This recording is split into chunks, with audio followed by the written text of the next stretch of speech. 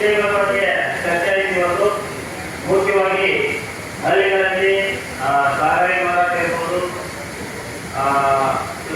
ಪ್ರದೇಶದಲ್ಲಿ ಅಥವಾ ಊರುಗಳಲ್ಲಿ ಗಾಂಜಾ ಮಾರಾಟ ಇರ್ಬೋದು, ಟ್ರಾಫಿಕ್ ಜಾಮ್ ಆಗಿರ್ಬೋದು ಅಥವಾ ಮನೆ ಮಾಡೋದಿರ್ಬೋದು, ಈ ಥರದ ಸಾಕಷ್ಟು ವಿಷಯಗಳು ಚರ್ಚೆ ಆಗಿದ್ದಾವೆ.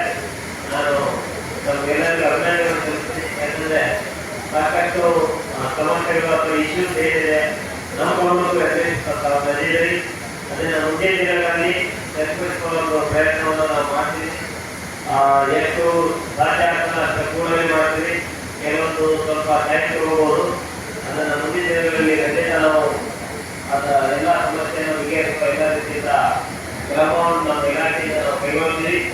ನಮ್ಮ ಕೆಲವೊಂದು ಸಮಸ್ಯೆಗಳನ್ನು ಬಗೆಹರಿಸುವಾಗ ಇನ್ನೊಂದು ಸಮಸ್ಯೆಗಳು ಉದ್ಭವ ಆಗ್ಬೋದು.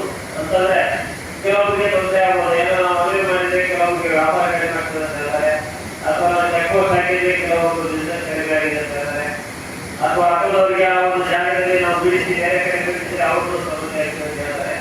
ಈ ಥರದ ಸಮಸ್ಯೆಗಳು ಇದ್ದೇ ಇರ್ತವೆ.